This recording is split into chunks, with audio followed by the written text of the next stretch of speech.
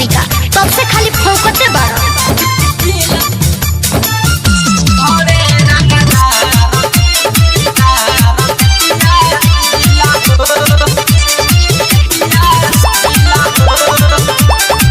Music by गौरव रोशन।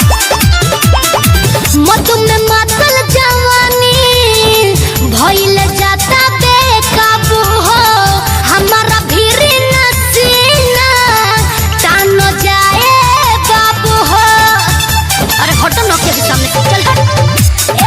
मधु में मातल जवानी भइल जाता बेकाबू हो, हमारा भीरी नसीना तान जाए बाबू हो।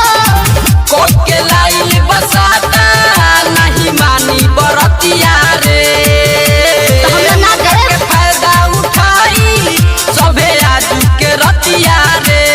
हनु ओ मना इंडियो नरी सब दीवाना, बनो न ज्यादा रंगीला हो, ढेर हीरो मत बना।